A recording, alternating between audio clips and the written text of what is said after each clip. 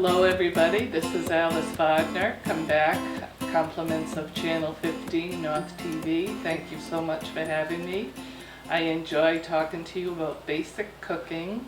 Today we're going to do a theme of school, back to school snacks and treats. We all need energy, so we're going to make an energy bar today.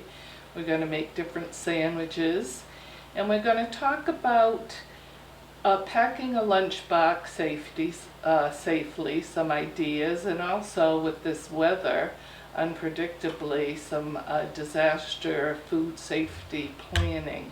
All recipes and information will be on the North TV website. So without further ado, of course I've washed my hands, my hair is restrained, I have a clean apron or shirt on, I have shoes on my feet. I'm not on my cell phone talking to friends. I have the area cleared for cooking. So we're set to go. So let's start with our energy bar. And you can certainly buy them pre-packaged, but what's fun is to make your own because you control the ingredients and you can put dried fruit, chocolate bits, and little items that you enjoy. So they tend to have more fiber than a cookie.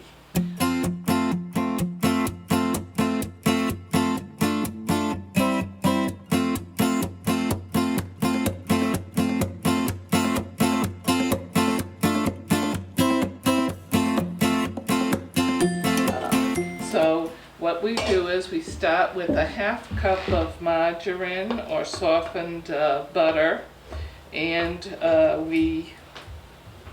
I get it mixed up so that it's what they call pliable, waxable, and we're going to eventually have a bar, a cookie, an energy bar, which people like.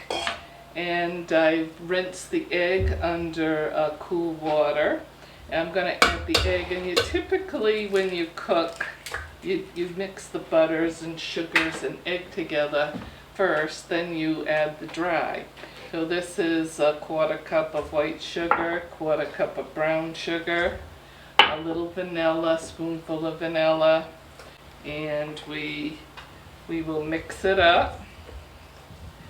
And you want to mix it well, so that all the ingredients are dispersed.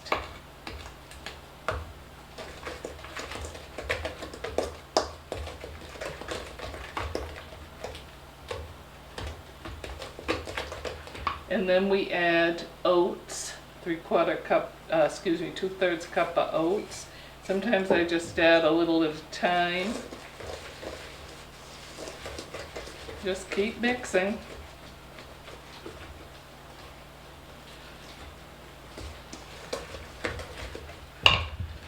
These are kind of fun and easy to do, and you can, you make it your way, and you can use, if you have a little bit of leftover dried fruit or nuts or raisins or chocolate bits, you can use whatever you like.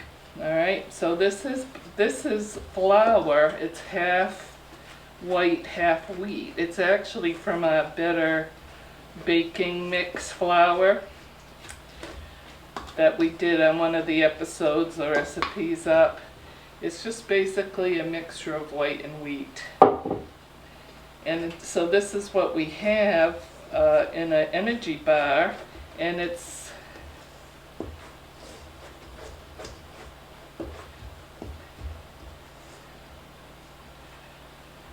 the fibers and such are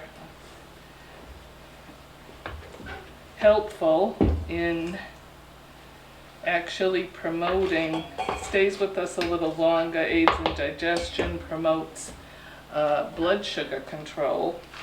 And here's a mixture of little dried fruits and chocolate bits that I have, and I mix in about half a cup of those.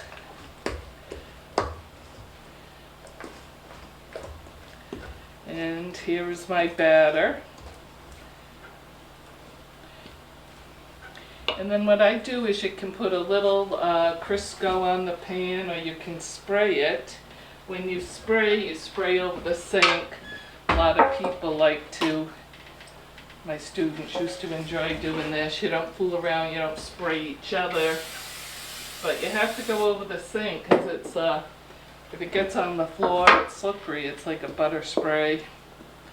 And I'll just put these in a small square pan, 8x8, 350. They're going to take about 20 minutes.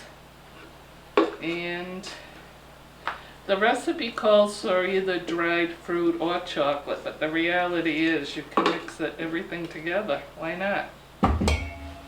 That's the benefit of cooking. You can do it your way. That should spread out.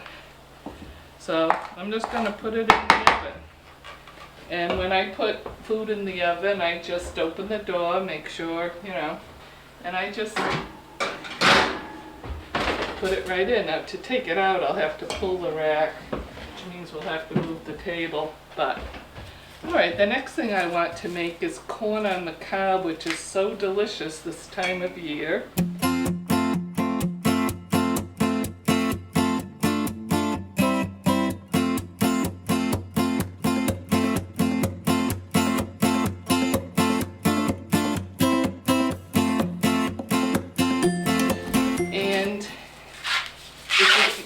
If you're lucky enough to get it fresh, it's a sweet corn, or pole corn is what we eat. Now there's all kind of corn, but there's all types of varieties, but this sweet corn is the favorite. It's what humans eat, as opposed to some of the other harder corns, which are used for decorations and even to make popcorn, hard kernels. And I like a paper bag nearby because the husks get all over everything, and you see little strands of what they call silk. And people have their preference. Some like the white or silver queen, and some like the yellow or butter, and some like a mixture. So I am going to give the corn a little rinse.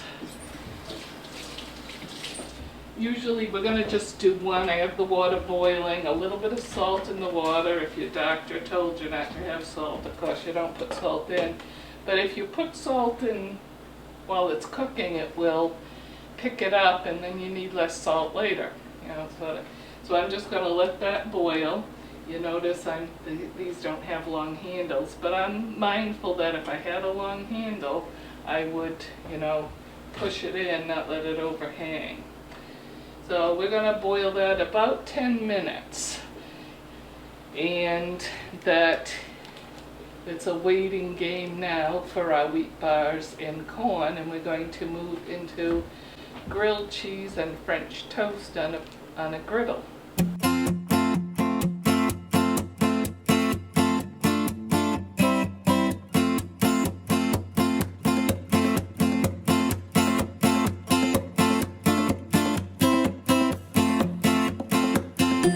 Alright, so now it's time. We're getting a lunch together for after school, and we're going to make some French toast and maybe a grilled cheese. They tell me some people eat lunch at 10 in the morning at school, so I'm sure you're hungry or by the time you get home. And it's always good if you can have something and not just grab chips every day, or it's just something unhealthy. So at least this has got a little bit of protein. We're going to do the French toast first. I'm going to add a little spotted nutmeg. I'm going to add milk, a 1/4 cup of milk, my nutmeg, and this is what gives it that sort of, I call it the Danish pastry flavor. Some people like cinnamon and all, but I would keep it simple. I would add the toppings later, cinnamon, cereal, jam, fruit. But alright, so now we have to dip our French toast, and we're going to put it on a plate. Right, now the thing is you gotta keep raw and cooked separate. This is raw egg. Yeah, I could have salmonella. So I don't, I have 2 plates out. One for when it's cooked, one for when it's in process. It's okay if the bread breaks a little. You want to saturate it. And then I'm going to put it simply, I like to put a little bit of butter on the griddle. Okay, so I've dipped my French toast. And I will put a little, you don't have to put butter on the griddle, but it does, I think, help. And we'll let that get hot. You could use a frying pan. And we simply put our French toast pieces. You're going to let them brown on each side. And of course this is raw, so I'm not going to mix it with cooked.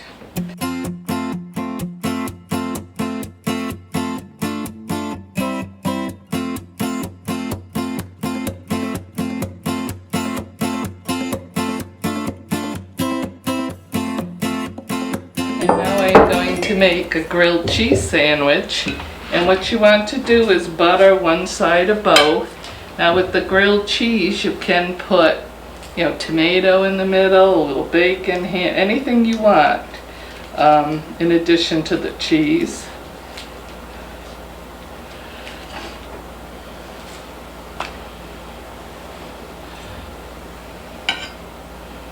I just put a little bit of butter or margarine soft spread on each side,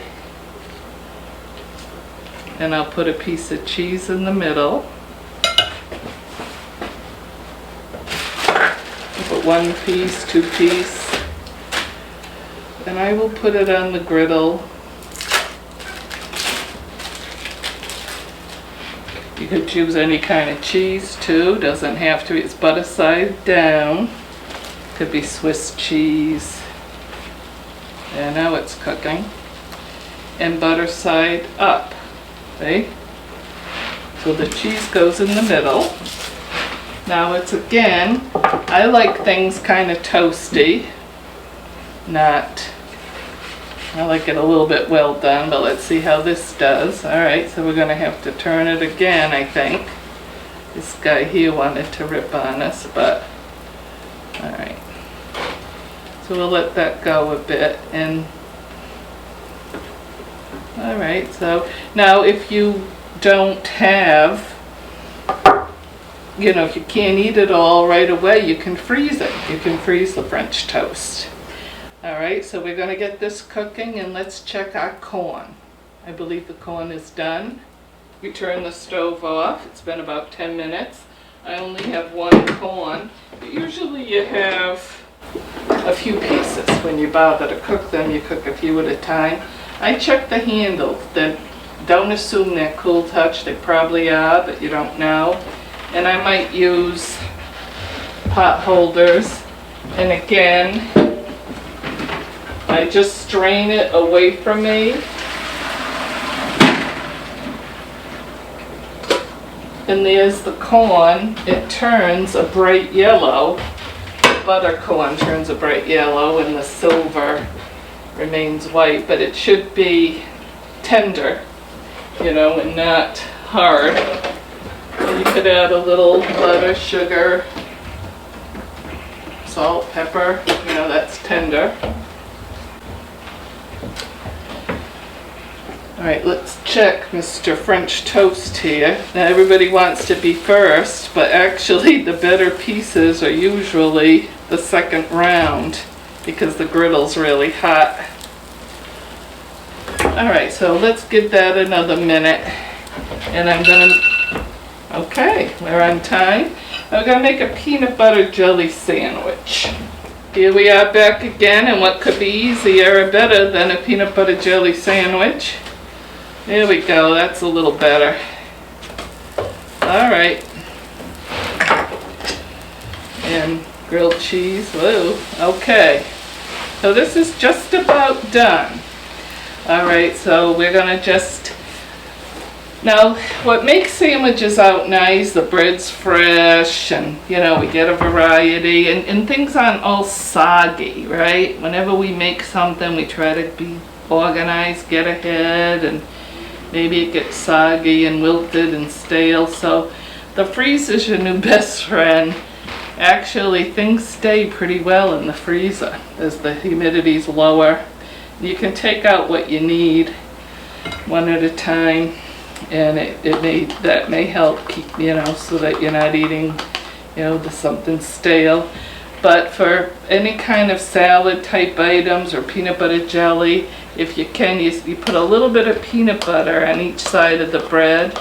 The jelly goes in the middle, and then it's not as soggy, because the jelly tends to, as you know, seep through the bread. And it's not that we're being too picky, but if there's little ways we can make things more palatable, why not, right? So I believe our grilled cheese is done. You can kind of freeze anything, basically. So nice grilled cheese. I only put in one piece of cheese. If you like it cheesier, put in more. Here's some nice French toast. This will freeze well too. Put it on a clean plate, not with raw egg. And it even kind of has that nice smell, that nice nutmeggy smell. And I'm just going to turn our griddle up.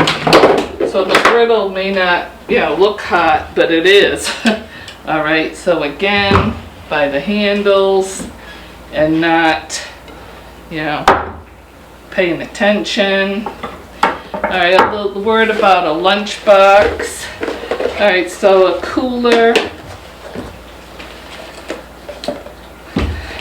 keeps a lunchbox cooler, will keep it, will insulate.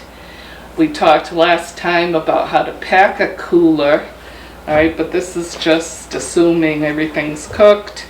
All right, this is a big ice pack, but you could, put a smaller ice pack, a bottle of frozen water, any kind of receptacle that you could wash is nice, because we know, the plastic bags are great, but they, cost money. This fits right in there. Some people like if you put a little dressing or whatever, dip on the side. It's nice. It's because then things don't get all soggy. If it's winter or if you have a soup, this is a hot cold mug. All right.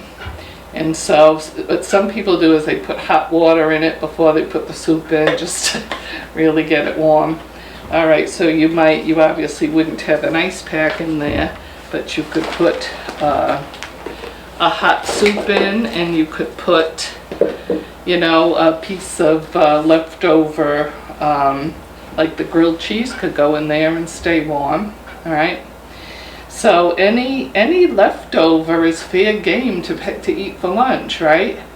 So like you could put spaghetti, you can warm it in the microwave, and then you could put it in your mug, and you could bring that into school or work. You could have all sorts of dips and leftover, like if you had chicken or anything. The main thing is you want to have it with either, a hot pack or a cold pack. Just can't leave it in the locker like we used to in the old days. We leave sandwiches in the locker all day. All right, so hot food hot, cold food cold. There's your little lunchbox. We hope you enjoy the school year. I do want to make a statement about weather. So our weather is we don't know what's going on from one minute to the next. So we I have a USDA site for food disaster. USDA wants us to be very careful. Your freezer, pack it with cold packs. Get everything you can in the freezer, get it off the floor. If a flood water hits a packaged item, you have to dispose of it. If it hits an impervious, like a canned item, they want us to take the label off and clean the can. Watch your boil water warnings, watch your weather reports, be safe. And you know, that's the main thing. Have a 3-day food supply. Don't forget the can opener. All right, bottled water. We're fortunate here to have a very good response system in North Attleboro, but you know, some of us live in a low, you know, a lowland, and you know, we could get water, you know. So if you have the time, get it off the floor in the basement, and anything, you know, that you know, don't, you know, stick food outside because it's warm now, but you know, don't get too creative. You could go with your food coolers that we went last time and put, we didn't have freezer space, we could put keep raw food and prepared food separate and ice it up, and then just don't go in the cooler unless you have to. So be safe. We're going to get our energy bar out, and look for your recipes and all your instructions that are based on MyPlate and USDA are on the site. So now I'm going to take food out of the oven, and you know, I kind of stand aside. You don't usually have to move a table. Maybe some people have a fancy kitchen and have islands, but this is, I pull it and take it out, right? And it should be, you can test with a knife, and it should come clean. This isn't quite done. I'm going to put it in another 5 minutes. You have to really let it cool, and you cut it in bars, and it makes a nice school lunch treat or an after-school treat or any time, and it has vitamins, minerals, and some good things besides sugar. So that's all we have for today, and we look forward to seeing you next time. Stay safe.